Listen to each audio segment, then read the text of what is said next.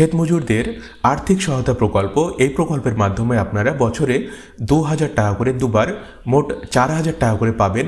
এই প্রকল্পটি মূলত যাদের নিজের নামে জমি নেই তাদেরকে আর্থিক সহায়তা করার জন্য বছরে ৪,০০০ টাকা করে পাবেন। তো এর জন্য ভূমিহীন ক্ষেত মজুরদের আর্থিক সহায়তা প্রকল্প, এই প্রকল্পের এই ফর্মটিকে আমাদেরকে সঠিকভাবে ফিল আপ করতে হবে এবং এই ফর্মের সঙ্গে আমাদেরকে আরও কী কী ডকুমেন্টস দিতে হবে সব কিছু আমরা এই ভিডিওর মাধ্যমে দেখে নেব। তো এই ফর্মটি আপনারা আপনার নিকটবর্তী যেখানে ক্যাম্প বসেছে সেখানে গিয়ে আধার কার্ড এবং মোবাইল নাম্বার দিয়ে রেজিস্টার করলে এই ফর্মটি আপনি সংগ্রহ করতে পারবেন। তো এই ফর্মটিকে সঠিকভাবে ফিল আপ করার জন্য দেখুন সর্বপ্রথমে লেখা রয়েছে এনরোলমেন্ট নম্বর, আবেদনপত্র নম্বর, অফিস ব্যবহারের জন্য। তো এখানে আমাদের কিছু লেখার প্রয়োজন নেই, এটা অফিস ব্যবহারের জন্য। নিচে দেখুন অপশন দেওয়া রয়েছে পার্সোনাল ডিটেলস, ব্যক্তিগত তথ্য। তো সর্বপ্রথমে আমাদেরকে আমাদের নাম লিখতে হবে। দেখুন লেখা রয়েছে নেম ইন ক্যাপিটাল লেটার, তো আমাদের নাম ইংরেজি বড় হাতের অক্ষরে লিখতে হবে। নাম লেখার সময় আপনার নাম লিখবেন এবং টাইটেল লেখার আগে একটু ফাঁকা দিয়ে টাইটেল লিখবেন। নিচে দেখুন অপশন দেওয়া রয়েছে রেসিডেন্টাল অ্যাড্রেস, বসবাসের ঠিকানা। সর্বপ্রথমে দেখুন ভিলেজ, আমাদের গ্রামের নাম এইখানে সঠিকভাবে লিখতে হবে। গ্রাম পঞ্চায়েত এর নাম সঠিকভাবে আমাদেরকে এইখানে লিখতে হবে। পোস্ট অফিস এর নাম আমাদেরকে এইখানে লিখতে হবে। আমাদের ব্লক এর নাম আমাদেরকে এইখানে লিখতে হবে। পুলিশ স্টেশন বা থানা নাম আমাদেরকে এইখানে লিখতে হবে। ডিস্ট্রিক্ট আমাদের জেলার নাম এইখানে লিখতে হবে। দেখুন পিনকোড, আমাদের পিনকোড এইখানে লিখতে হবে। নিচে দেখুন অপশন দেওয়া রয়েছে ফাদার্স অর হাজব্যান্ড নেম, তো আমাদের বাবা বা আমাদের স্বামীর নাম, আমাদের গার্জেনের নাম এইখানে সঠিকভাবে লিখতে হবে। ইংরেজিতে লিখবেন এবং নাম লেখার পরে একটু ফাঁকা দিয়ে টাইটেল লিখবেন। নিচে দেখুন ডেট অফ বার্থ অপশন দেওয়া রয়েছে, এইখানে আমাদের জন্ম তারিখ, দিন, মাস এবং বছর সঠিকভাবে লিখতে হবে। পাশে দেখুন অপশন দেওয়া রয়েছে 1/4/2026 তারিখ পর্যন্ত আমাদের যত বছর বয়স আমাদেরকে আমাদের বয়স এইখানে সঠিকভাবে লিখতে হবে। নিচে দেখুন জেন্ডার, পুরুষ হলে আপনাকে এইখানে টিক করতে হবে, ফিমেল মহিলা হলে এইখানে টিক করতে হবে এবং দেখুন আদার্স অপশন দেওয়া রয়েছে।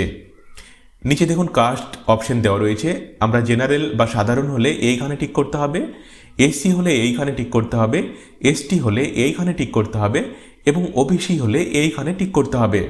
নিচে দেখুন মোবাইল নাম্বার, দেখুন লেখা রয়েছে লিঙ্কেড উইথ ব্যাঙ্ক অ্যাকাউন্ট, তো আমাদের যে মোবাইল নাম্বারটি অবশ্যই ব্যাংকের অ্যাকাউন্টের সঙ্গে লিঙ্ক আছে, ওই মোবাইল নম্বরটিকে আমাদেরকে এইখানে সঠিকভাবে লিখতে হবে। নিচে দেখুন অপশন দেওয়া রয়েছে আধার কার্ড নম্বর আবশ্যিক, তো আমাদের আধার কার্ড নম্বরটিকে অবশ্যই আমাদেরকে এইখানে সঠিকভাবে লিখতে হবে। দেখুন ভোটার কার্ড বা এপিক নম্বর, যদি আমাদের ভোটার কার্ড থাকে তাহলে আমাদেরকে আমাদের ভোটার কার্ড নম্বর এইখানে সঠিকভাবে লিখতে হবে। দেখুন ব্যাংক অ্যাকাউন্ট ডিটেলস, ব্যাংকের তথ্য, দেখুন লেখা রয়েছে name as per bank account, তো আপনার নাম আপনার ব্যাংকের অ্যাকাউন্টে যেভাবে রয়েছে আপনার নাম এইখানে সঠিকভাবে লিখে নেবেন। দেখুন অ্যাকাউন্ট নম্বর, আপনার অ্যাকাউন্ট নম্বরটিকে এই ঘরে সঠিকভাবে লিখতে হবে। আইএফএসসি নম্বর, তো আপনার ব্যাংকের যে আইএফএসসি কোড রয়েছে সেই আইএফএসসি নম্বরটিকে আমাদেরকে এইখানে সঠিকভাবে লিখতে হবে। ব্যাংক নেম, তো আপনার ব্যাংকের যার নাম, কোন ব্যাংকে আপনার অ্যাকাউন্ট রয়েছে, state bank, Punjab national bank, আরও যে ব্যাংকে আপনার অ্যাকাউন্ট রয়েছে আপনার ব্যাংকের নাম এইখানে সঠিকভাবে লিখে নেবেন। নিচে দেখুন ব্রাঞ্চ নেম বা শাখার নাম, আপনার ব্রাঞ্চের যে শাখার নাম রয়েছে সেই শাখার নাম আপনাকে এইখানে সঠিকভাবে লিখতে হবে। নিচে দেখুন অপশন দেওয়া রয়েছে অ্যাকাউন্ট টাইপ, আপনার কি ধরনের অ্যাকাউন্ট, যদি আপনার সেভিংস অ্যাকাউন্ট হয় তাহলে আপনাকে এইখানে টিক করতে হবে, কারেন্ট অ্যাকাউন্ট হলে আপনাকে এইখানে টিক করতে হবে। নিচে দেখুন অপশন দেওয়া রয়েছে অ্যাটাচ ব্যাংক ডকুমেন্টস, তো আপনার ব্যাংকের অ্যাকাউন্টের সঙ্গে ছবি অ্যাটাচ যদি থাকে, ফটোসহ পাসবই এর জেরক্স কপি আপনাকে অ্যাটাচ করতে হবে, এটা থাকলে আপনাকে এইখানে টিক করতে হবে। আর ব্যাংকের পাসবই যদি আপনার না থাকে তাহলে আপনাকে ক্যান্সেল চেক দিতে হবে, তাহলে আপনাকে এইখানে টিক করতে হবে। নিচে দেখুন অপশন দেওয়া রয়েছে নমিনি ডিটেলস বা মনোনীত ব্যক্তির তথ্য, এইখানে লিখতে হবে। দেখুন নেম অফ নমিনি, আপনি যাকে নমিনি রাখবেন তার নাম আপনাকে এই ঘরে সঠিকভাবে লিখতে হবে। রিলেশন উইথ অ্যাপ্লিকেন্ট, আপনার সঙ্গে নমিনির কি সম্পর্ক এইখানে লিখতে হবে। নমিনির বাবা বা স্বামীর নাম, আপনি যাকে নমিনি করলেন তার বাবা বা স্বামীর নাম এইখানে সঠিকভাবে লিখে নেবেন। ডেট অফ বার্থ, নমিনির জন্ম তারিখ সঠিকভাবে এই ঘরগুলিতে সঠিকভাবে লিখে নেবেন এবং 1/4/2026 তারিখ পর্যন্ত নমিনির যত বছর বয়স হিসাব করে এইখানে লিখে নেবেন। নেম অফ গার্জেন, যদি আপনি যাকে নমিনি করছেন তার বয়স 18 বছরের কম হয় তাহলে নমিনির যে গার্জেন রয়েছে গার্জেনের নাম আপনাকে এইখানে লিখে দিতে হবে।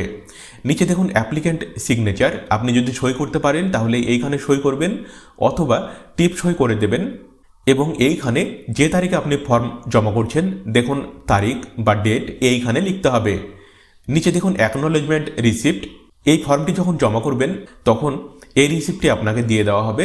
দেখুন এইখানে আপনার নাম, এইখানে অ্যাকনোলেজমেন্ট নম্বর এবং এইখানে ডেট এবং এইখানে রিসিভিং অফিসার বা আপনি যখন ফর্মটি জমা করবেন ওইখানে যিনি অফিসার থাকবেন এইখানে তিনি একটি সই করে দেবেন। আপনি এই ফর্মটি জমা করলেন তার রিসিপ্ট কপি হিসাবে এই অংশটি আপনার কাছে থাকবে। নিচে দেখুন সংযোজনী 1 বা অ্যানেক্সার 1 যেটাকে বলা হয়, স্বঘোষণাপত্র বা সেলফ ডিক্লারেশন আমাদেরকে দিতে হবে। দেখুন এইখানে আমি লেখা রয়েছে, এইখানে আমাদের নাম, এইখানে আমাদের বাবা বা স্বামীর নাম, এইখানে আমাদের গ্রাম, এইখানে আমাদের গ্রাম পঞ্চায়েতের নাম, এইখানে আমাদের ব্লকের নাম, এইখানে আমাদের থানার নাম এবং এইখানে আমাদের জেলার নাম সঠিকভাবে লিখতে হবে।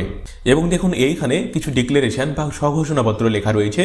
নিচে দেখুন আপনি রাজ্য সরকারের অন্য কোনো সুবিধাভোগী যদি হয়ে থাকেন, কৃষক বন্ধু নতুন, লক্ষ্মীর ভাণ্ডার অথবা অন্য কোনো প্রকল্পে যদি আপনি সুবিধা পেয়ে থাকেন তাহলে আপনাকে সেটা এইখানে টিক করতে হবে। নিচে দেখুন এইখানে আপনার সই অথবা টিপ সই করতে হবে এবং আবেদনকারীর মোবাইল নাম্বার, আপনার যে মোবাইল নাম্বারটি এইখানে লিখতে হবে। নিচে দেখুন স্থান এবং তারিখ এইখানে লিখতে হবে। অ্যানেক্সার 1 ফ্লাপ হয়ে গেলে নিচে দেখুন অ্যানেক্সার এ বা সংযোজনী এ আমাদেরকে ফ্ল্যাপ করতে হবে। এটাও ঠিক একইভাবে ফ্ল্যাপ করতে হবে। দেখুন এইখানে আমাদের নাম, এইখানে আমাদের পিতা বা স্বামীর নাম, এইখানে আমাদের গ্রামের নাম, এইখানে আমাদের গ্রাম পঞ্চায়েতের নাম, এইখানে আমাদের ব্লকের নাম, এইখানে আমাদের জেলার নাম সঠিকভাবে লিখতে হবে। এবং এটা একটি স্বঘোষণাপত্র, এটা আপনি পড়ে নেবেন আর আপনি আপনার আধার কার্ড নম্বরটিকে ব্যবহার করার জন্য অনুমতি দিচ্ছেন। এইখানে আপনার আধার কার্ড নম্বর লিখতে হবে। এইখানে আপনার আধারের সঙ্গে যে মোবাইল নম্বরটি লিঙ্ক রয়েছে বা যোগ রয়েছে ওই মোবাইল নাম্বারটিকে লিখতে হবে এইখানে এবং আপনার ভোটার কার্ড নম্বর যদি থাকে ভোটার কার্ড নম্বর আপনাকে এইখানে লিখতে হবে। নিচে এইখানে আপনার সই বা টিপ সই করতে হবে। এইখানে আপনার স্থান এবং এইখানে যে তারিখে আপনি ফর্মটি জমা করছেন সেই তারিখ আপনাকে এইখানে সঠিকভাবে লিখতে হবে। ফর্মটি আমাদের সঠিকভাবে ফিল আপ করা হয়ে গেছে। এই ফর্মের সঙ্গে আমাদেরকে যে সমস্ত ডকুমেন্টস বা নথিপত্রগুলি দিতে হবে দেখুন লেখা রয়েছে, আমাদের যদি ভোটার কার্ড নম্বর থাকে ভোটার কার্ডের জেরক্স কপি দিতে হবে, আধার কার্ডের জেরক্স কপি দিতে হবে, first page of bank passbook বা আমাদের ব্যাংকের প্রথম পেজ যেখানে আমাদের নাম, আমাদের অ্যাকাউন্ট নম্বর সমস্ত ডিটেলস লেখা থাকে সেই পেজের জেরক্স কপি। আর ব্যাংকের পাসবই না থাকলে ক্যান্সেল চেক আপনাকে দিতে হবে। সেই সাথে আপনার mobile number linked with bank account, আপনার ব্যাংকের অ্যাকাউন্টের সঙ্গে যে মোবাইল নাম্বারটি লিঙ্ক রয়েছে মোবাইল নাম্বার আপনাকে দিতে হবে।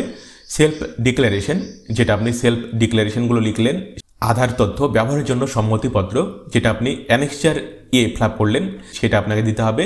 পাসপোর্ট সাইজের ছবি দিতে হবে এবং সেই সাথে যদি আপনার অন্য কোনো ডকুমেন্টস থাকে দেওয়ার মতো সেটা আপনাকে উল্লেখ করতে হবে।